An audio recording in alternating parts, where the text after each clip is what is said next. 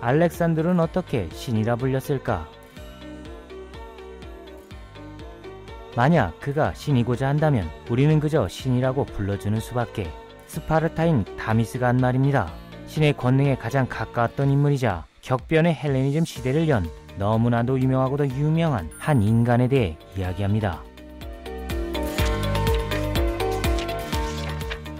알렉산드로스는 그리스와 로마에서는 영웅으로, 아랍인에게는 예언자로 등장합니다. 동서양 전역에서 그는 초인간적 힘의 상징이죠. 오늘날에도 알렉산드로스는 역사상 가장 위대한 영웅 중의 영웅으로 칭송받고 있습니다. 그 이름조차 인민의 수호자란 뜻이니 영웅의 이미지와 너무나도 잘 맞습니다. 10년에 걸친 원정기간 동안 무려 지구 둘레에 거의 맞먹는 35,000km를 타파했습니다. 걸어서 세계 속으로가 아니라 싸우면서 세계 속으로 갔죠. 도시는 물론 정복지의 시골 오지마을까지 알렉산더는 제 흔적을 꼼꼼히 남겼습니다. 오늘날까지 우리는 그리스와 터키의 그림자 연극이나 테헤란의 카페 만담꾼에서부터 멀리 중앙아시아의 방랑 시인의 노래 속에서도 알렉산드로의 자취를 찾아볼 수 있죠. 알렉산드로스는 기원전 356년 마케도니아의 왕 필리포스와 에피루스의 공주 올림피아스 사이에서 태어납니다. 북에는 헤라클레스를 믿었고 목에는 아킬레우스를 숭상했다고 전해지죠. 신의 권능을 물려받았다는 은유입니다.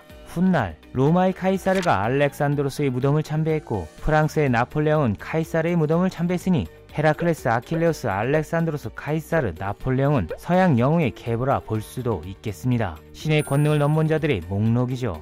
불멸의 인간을 뜻할 때나 초인적인 힘이 요구될 때 우린 여태 이 5명을 예시로 씁니다.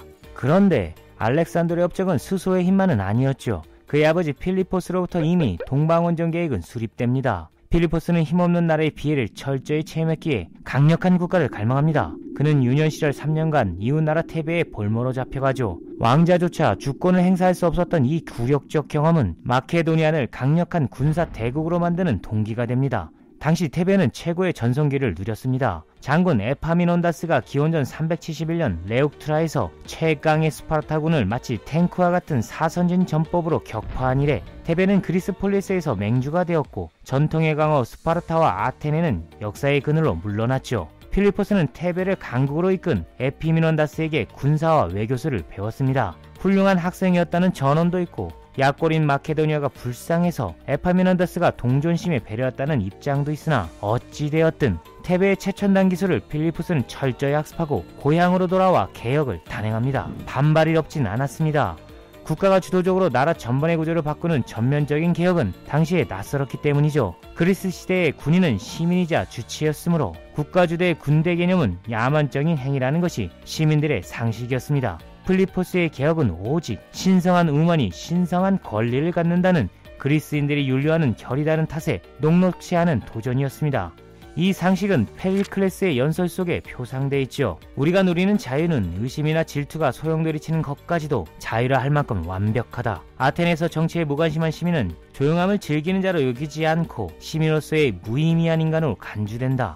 이 자유로운 정치 참여의 토대가 바로 국방의 의무였습니다. 그리스인들에겐 나라를 지키는 데 참여한 사람은 나라의 중대한 결정을 내리는 데 관여할 수 있고 관여해야만 한다는 불문율이 강하게 작동하고 있었죠. 그런데 이 윤리가 마케도니아엔 충분치 않았습니다. 고대 왕국에 가까운 변방이었기 때문이죠. 필리포스는 이 후진국의 약점을 장점으로 돌려 중앙 집권적 개혁을 단행했습니다. 그에게 군사전력과 정치를 가르친 테베의 에파미논다스 또한 민주주의적 자유를 줄이고 국가주의적 효율을 높여 테베를 일으킨 인물이었죠. 마케도니아는 민주주의적 자유가 희박한 후진국이었으니 국가의 효율성만 높이면 강력한 국가로 등극할 수 있었죠. 최초의 군국주의 국가는 이렇게 민주주의 후진국이자 그리스의 변방 마케도니아에서 시작됩니다. 페르시아를 격파한 시민들의 자발적 정치 참여로는 이제 안보를 지킬 수 없는 세상이 된 것이죠. 이 부분은 페리클레스 편을 참조하시길. 알렉산드로스는 아버지의 계획을 토대로 기원전 338년 18회 카이로네이아 전투에 출정해 테베 아테네 연합군의 압도적 승리를 이끕니다. 첫 전투부터 두각을 나타낸 알렉산드로스는 당시 전설로 회자되었던 테베의 300명의 신성대까지 격파하죠. 아버지 필리포스는 어린 아들의 혈기에 묘한 감정을 느꼈다고 전해집니다. 자랑스러운 후계자로 치켜세웠다는 주장과 강력한 라이벌로 인식해 두려워했다는 기록도 있죠. 데뷔부터 알렉산드로의 존재감은 압도적이었습니다. 테베를 물지른 뒤 아테네까지 굴복시키고 마케도니아는 명실상부 그리스 맹주가 됩니다. 그리스에 평장한 필리포스는 곧바로 페르시아 원정을 준비하죠. 그런데 기원전 336년 아버지 필리포스가 암살당합니다. 알렉산더는 이 위기를 마치 기다렸다는 듯 순발력 있게 수습하고는 마케도니아의 왕이자 그리스의 패권자로 등극하죠. 누구도 앞에 두고 싶어하지 않았던 청춘, 아무리 아버지라 해도 보호받는 것을 치욕이라 느끼는 유아 독존, 알렉산더는 그리스의 최고 존엄이 됩니다. 권력을 잡은 알렉산드로스는 즉시 폴리스의 대표자들을 소집해 페르시아 원정을 조직하고 직접 최고 사령관이 돼 아버지의 계획을 실천하죠. 마케도니아가 후진적인 정치 시스템 덕분에 모든 결정은 군민위에서 이루어졌기 때문에 이 결정은 즉각적으로 실행되었습니다. 한참 뒤 또 다른 군국주의 국가 프로이센이 프리드리히는 이 제도를 답습해 단기간에 국가를 강력하게 주저하죠. 프로이센이 독일 통일의 주역이 될 수 있었던 것도 독일의 수도가 빈약한 도시였던 베를린인 이유도 군인이 주도하는 중앙집권정 개혁 덕분입니다. 히틀러도 이와 같은 군국주의 시스템을 차용했고 스탈린도 이와 같은 시스템으로 러시아를 패권국으로 일으켰죠. 효율만을 제거하는 풍토는 민주주의를 퇴색시킬 수 있습니다. 제 아무리 부강한 국가라 할지라도 국민 위에 국가가 군림하면 국민은 국가의 부속품으로 전락하며 국가의 영광은 국민의 소유가 아니라 더 강력한 국가적 영광을 위한 소재로 추락하죠. 우리가 강력한 지도자를 소원할 때 국가는 국민을 통제하는 데 주저함이 없을 수 있다는 사실, 우리는 철저히 물어야 합니다. 국가는 왜 부강해야 하는가?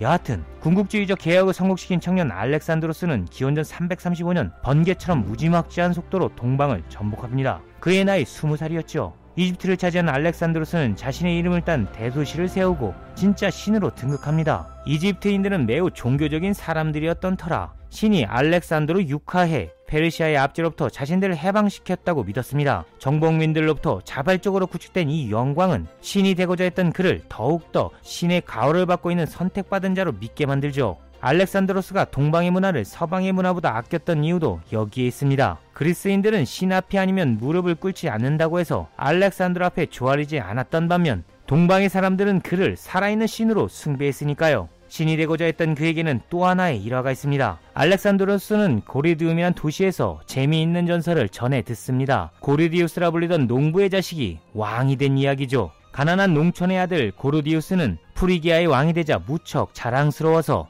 제 업적을 후대까지 전하고픈 욕망으로 수도인 고르디움의 신전기둥에 복잡한 매듭을 지어 전체 한 대를 묶어놓고 멋진 예언을 남깁니다. 누구든지 이 매듭을 푸는 자 아시아를 정복한다. 무수한 사람들이 벼락출세한 고르디우스를 꿈꾸며 매듭 풀기에 도전했습니다만 죄다 실패했다고 전해집니다. 기원전 333년까지는 그랬죠. 고르디우스의 매듭 이야기를 알게 된 알렉산드로스는 허리춤에 차고 있던 칼을 빼내 재빠르게 매듭을 잘라버리거든 이렇게 말합니다. 아시아를 정복할 사람은 바로 나 알렉산드로스다. 전설은 실제 역사가 됩니다. 알렉산드로스는 최고 제국 페르시아를 정복하고 인도까지 진출하죠. 세계 끝까지 도달하고픈 그의 욕망엔 끝이 없었습니다. 그리스 면적의 50배가 넘는 거대한 제국을 세우고도 만족하지 않았죠. 우리는 이 엄청난 동방원정의 성공이 알렉산더를 설명하는 대표 주제라 생각합니다만 10년에 걸친 동방원정을 끝내고 귀환한 그는 곧바로 서방원정 계획까지 세웠습니다. 아라비아 반도에서 카르타고에 이르는 서방원정 계획은 실행을 앞두고 있었죠. 군대를 새로운 제국의 수도 바빌론에 직결시키고 출전 날짜까지 잡아 두었으니까요. 알렉산드로스는 불가능한 꿈을 가능한 일이라 믿게 하는 특별한 능력까지 장착하고 있었기에 그의 곁에는 유한한 인간의 한계를 지워 존재적 포만을 느끼고픈 꿈꾸는 이들로 넘쳐났습니다. 신분 상승의 욕구와 속된 지배 욕망으로 들끓는 기회주의자들도 많았죠.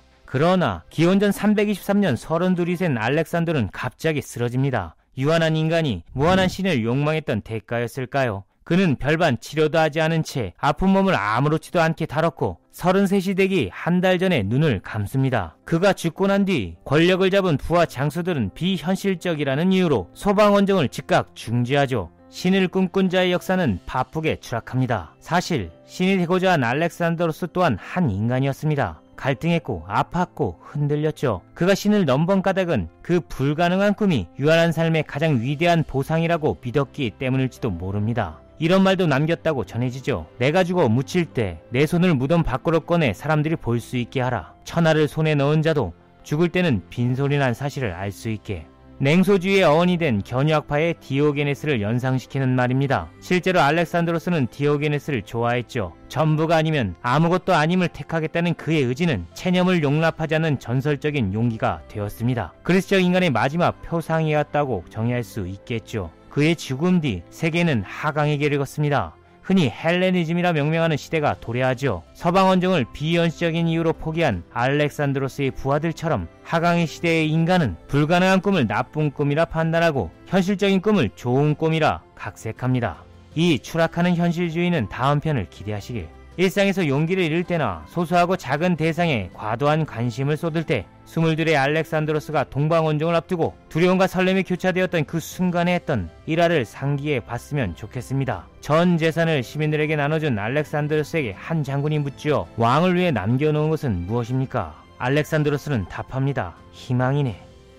젊은 몽상가가 그리운 요즘입니다. 계산하는 사람이 스마트한 사람으로 인식되는 이 시국에 알렉산드로스의 비현실적인 당찬 포부에 감염돼 비상사태를 설렘으로 재편하길 소원해봅니다. 희망보다 알찬 자산은 없으니까요. 안녕.